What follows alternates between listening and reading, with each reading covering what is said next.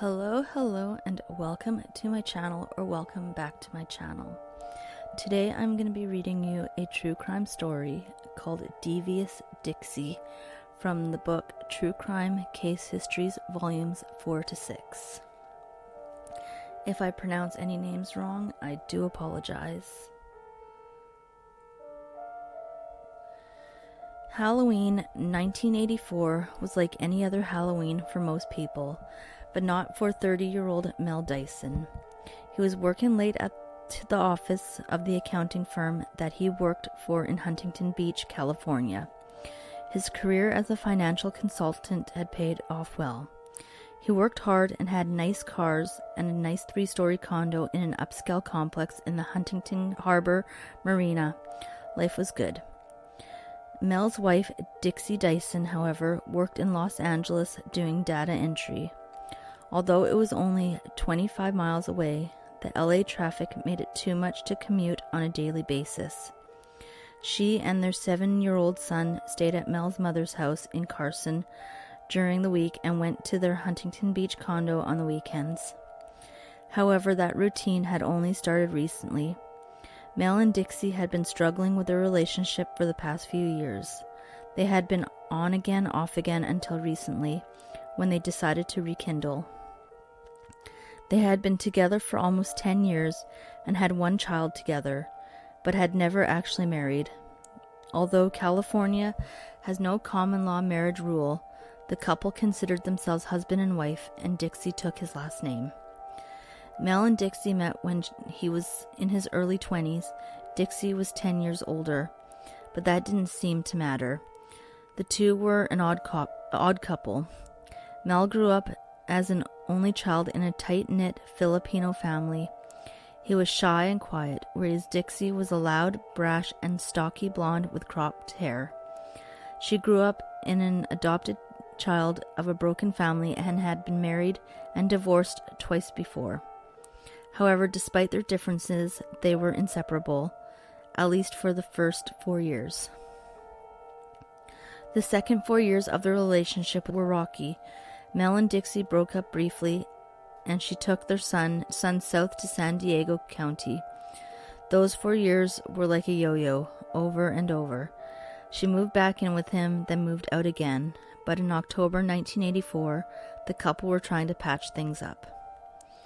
When Mel Dyson finally arrived home that Halloween night, he was shocked to find that his beautiful condo had been trashed. Although the condo was in a secure complex, with only one entrance that required going through a manned security guard station, someone had obviously been in the condo. Drawers were ripped from dressers, clothes thrown all over the house, artwork removed from the walls, and furniture overturned. 2 of his watches had been stolen, his checkbook was missing, and about $300 in cash was gone. When police arrived, they found no sign of forced entry, and the guard at the gate had no record of any unauthorized person entering the complex. A window screen on the 3rd floor had been torn, but a 3rd-floor window hardly seemed a likely entry point. A burglar would have needed a very large ladder to get to that window. Not to mention, they would have had to come through the guard gate. None of it made sense. On Saturday, November 17th, less than 3 weeks after the break-in, Dixie spent the day running errands and getting her hair done in the hairdresser. On her way back to the condo, she picked up their 7-year-old nephew, who had planned to have a sleepover with their son at the condo that night. That evening, after the 2 boys were put to bed, Mel and Dixie went to bed and made love just after 10 p.m. Sometime during the night, Dixie woke up to the sound of her son coughing and walked into his room to check on him. She found the 2 boys sound asleep, curled up next to her son, and slept for a while. When Dixie woke up again later to go back to bed with Mel, she walked into the master bedroom and was immediately attacked. A man wearing a nylon stocking over his head held a knife to her throat, threw her to the ground, and raped her. Though the attack happened in the master bedroom, she didn't see her husband. After the attacker finished with her, he forced her downstairs into the garage and gave her orders to get in the car and drive him out of the condo complex. She followed his instructions and drove him inland to the intersection of Golden West Street and Warner Avenue, a busy shopping corner with strip malls on all four corners. The rapist then exited the vehicle and ran away on foot. But before he left, he told her, quote, "The last time was just a warning," unquote. In a daze at what had just happened, Dixie drove back home to the condo. When she went back into the master bedroom, she noticed something she hadn't noticed while she was being raped. The entire bedroom was covered in blood, and Mel was dead on the floor. His torso was a mesh of gaping stab wounds. Dixie rushed to check on the children and found them still asleep, unaware that anything had happened during the night.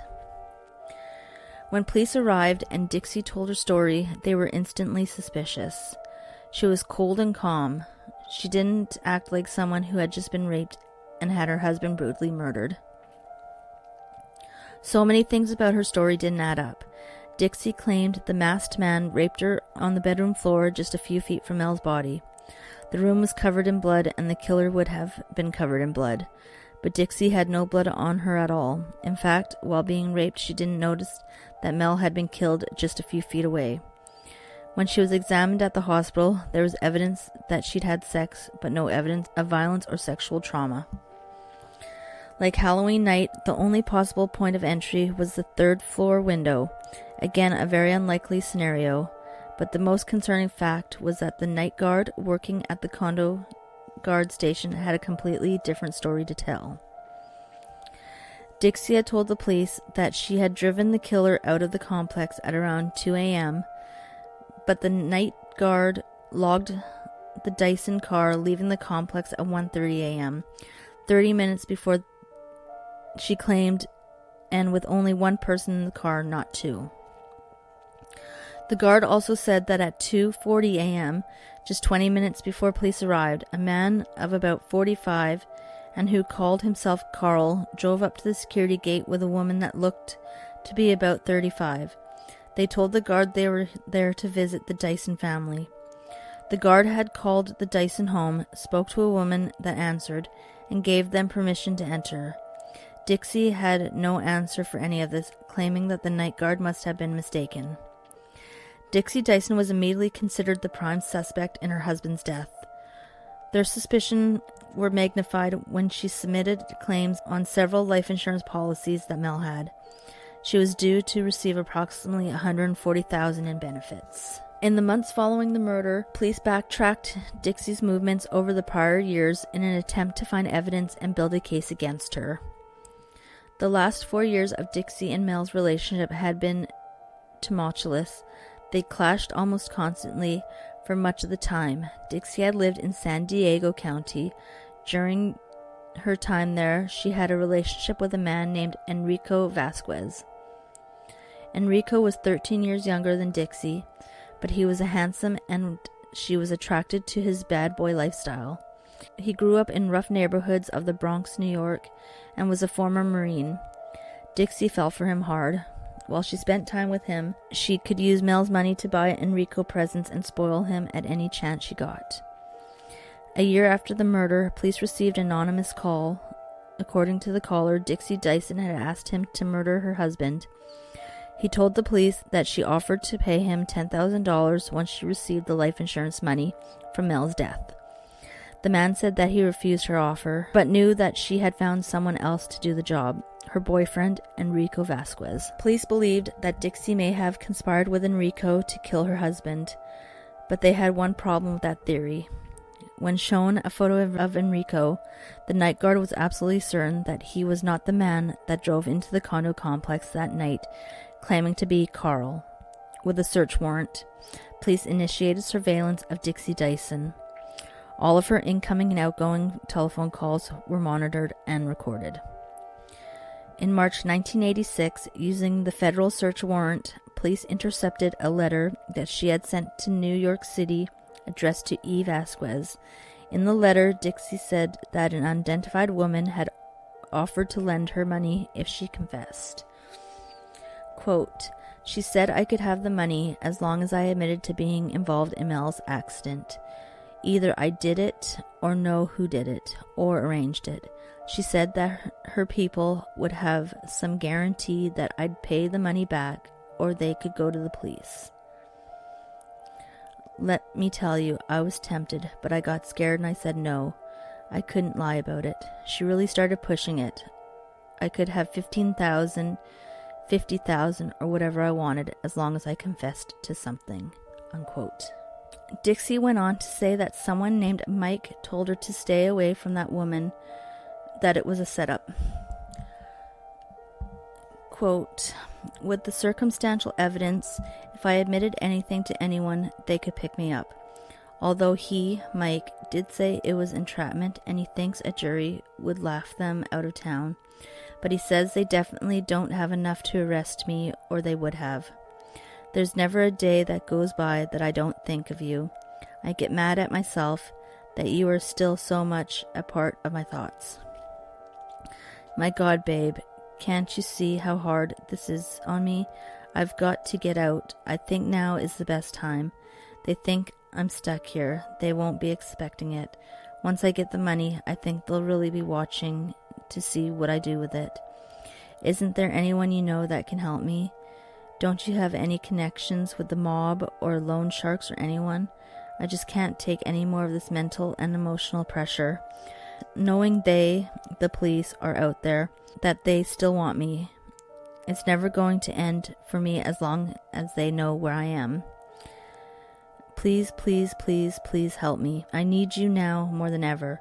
Find 3 people to loan you $5,000, please. Take care and don't get careless. They, the police, are still out there." 2 years had gone by since Mel Dyson's murder, and there had still been no arrests in the case. Dixie Dyson had placed claims on Mel's life insurance policies, but all 3 insurance companies had denied them. They weren't in dispute of whether there was payment due, but rather they disputed who the beneficiary was. Mel's mother, Dolores, was the executor of his estate and had alerted the insurance companies that Dixie may have been involved in her son's death. After speaking to the police, the insurance companies agreed. Claiming that the police had maliciously persuaded the insurance companies, Dixie hired a lawyer and planned to sue Allstate Life Insurance,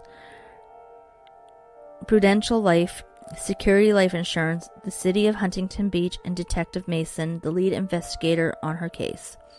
She was suing for the original $140,000 in life insurance, plus another $250,000 in damages. The court case was due to begin December 3rd, 1986. But the day before the case was to begin, Dixie was arrested for first-degree murder and conspiracy to commit murder. Knowing that Dixie had visited the hair salon on the day of Mel's murder, detectives paid a visit to her hairdresser. At first, her hairdresser was reluctant to talk, but eventually she told detectives that Enrico Vasquez called the salon the day of the murder and spoke to Dixie. Phone records confirmed the call. The second piece of crucial evidence in the case was a drugstore receipt found in Dixie's purse on the night of the murder. The receipt was from a store on the corner of Golden West Street and Warner Ave, the very same intersection that Dixie claimed she had taken the killer. The timestamp on the receipt placed Dixie at the very same intersection just hours before Mel's death. Another receipt found at the scene showed that Dixie had paid for flowers sent to Vasquez just weeks before the murder with a message, "Is it too late to start over?" Though police knew that Dixie wasn't the actual killer and that Enrico Vasquez was involved, there still wasn't a warrant out there for his arrest. Dixie's arrest report only listed that there was an uncharged co-conspirator involved. Detectives announced that this murder is still very much under investigation. In March 1988, Dixie Dyson stood trial for the murder of her husband. Although most of the evidence against her was circumstantial, none of her excuses made sense. Using the drugstore receipt, the prosecution placed her at the same intersection where she claimed to have dropped off the killer just hours before the death. They proved that she didn't call the police until more than 2 hours after he was killed. She couldn't explain the lack of forced entry nor the fact that she had no blood on her despite being raped on the bloody bedroom floor. They also placed motive on Dixie by showing how hard she had fought for the insurance money after Mel's death. The defense attacked her dead husband. They argued that Mel may have been embezzling from his employer. More than $8,000 had gone missing at his work in the months before his death, and the company was now facing bankruptcy. They argued that the police should have investigated the angle that someone from the company may have ordered a hit on him. Dixie also claimed that Mel was both verbally and physically abusive to her. The key witness for the prosecution was the condo night security man. He had carefully logged every car that came through the gate on the evening of the murder, and none of Dixie's explanations seemed to fit. The jury deliberated for only 2 hours before coming back with a guilty verdict: first-degree murder and conspiracy. The jury foreman told the media, quote, "Too many things in her story just don't make sense. We just thought an innocent person would have done things a lot different from the way she did them. We read the letter very carefully. There were just too many things in it that bothered us. She'd want him to call her at a phone booth instead of at home. If you're innocent, what would you care if the police overheard your conversations?" Unquote. Dixie faced an automatic 25 years to life, but before her official sentencing, she asked for a delay. She was ready to give up her accomplices.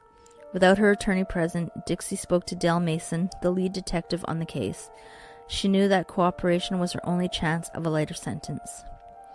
Dixie told police that she had only planned the murder and asked her boyfriend Enrico to do the job for her. She told Enrico that with Mel gone, she would own the house, would have sole custody of her son, and would inherit $140,000 in life insurance. Enrico wouldn't do it himself, but had a friend from New York City that could do it for a fee: George Ira Lamb. Days before the murder, Lamb had flown out from New York City and shared a nearby hotel room with Enrico Vasquez. Dixie claimed that just hours before the attack, she met with Enrico and Lamb at a drugstore on Golden West Street and Warner Ave. From there, Lamb rode in the trunk of the car with her to the condo so the guard wouldn't see him on the way in. He stayed in the trunk until after midnight, when Dixie went downstairs and turned on the garage light. This was a signal that he could get out of the trunk and come upstairs to kill Mel. Dixie then watched as he murdered her husband. Afterward, they had consensual sex so that it would seem as though she had been raped. After the murder, he climbed back into the trunk and Dixie drove him back to the same intersection. To verify Dixie's story, police searched the trunk of her car. On the inside of the trunk, they found a fingerprint that didn't belong to Mel Dixie or Enrico. They needed to find George Ira Lamb. With the help of New York police, Enrico and Lamb were tracked down and arrested in New York in the summer of 1988. Both were charged with first-degree murder and conspiracy and extradited to California for separate trials. Dixie agreed to testify against both of her accomplices in exchange for a lighter sentence. Her 25 to life sentence was reduced to 15 years to life. During the 3-week trial of George Lamb, Dixie told her story of how she and Enrico hired him to kill her husband, but Dixie had told stories before, most of them lies. The jury was having a hard time believing her. Lamb's lawyers argued that 17 stab wounds on a victim indicates a deep rage and hatred, not the work of someone that doesn't know the victim personally and just wants to get the job done. Lamb's young wife and 2-year-old son flew out for the trial, as did his great-aunt, a New York state legislator. The jury deliberated for 4 days and came back with a non-guilty verdict for the crime of first-degree murder. For the charge of conspiracy, they delivered a guilty verdict. The jury believed that Dixie and Enrico had enlisted him to murder Mel, but he had changed his mind and didn't participate. They believed Lamb was involved, but Dixie's testimony could not be trusted. Many members of the jury, however, didn't realize that the conspiracy conviction also came with a mandatory 25 to life sentence, the same as the murder charge. After the trial, 5 members of the jury took it upon themselves to petition the judge to allow Lamb leniency, saying they had no idea a conspiracy conviction held such a harsh penalty. The judge, however, denied the request, saying, quote, "From what I see on the surface, Mr. Lamb is an upstanding young man, but this was a cold, calculated, first-degree murder. Straight up, they planned it. They got results." Later that year, jurors of Enrico Vasquez's trial weren't so sympathetic. After 7 days of deliberation, a jury convicted him of first-degree murder and conspiracy, which came with a mandatory 25 to life sentence. In the end, Dixie Dyson was the mastermind behind her husband's death, but because of her cooperation with police, received a reduced sentence. Ultimately, however, she served a much longer sentence in 2011. In a 2.5-hour deliberation, 77-year-old Dixie Dyson was denied parole. Thank you for listening. If you like this type of content, please consider subscribing and liking my channel, and I will see you on the next one.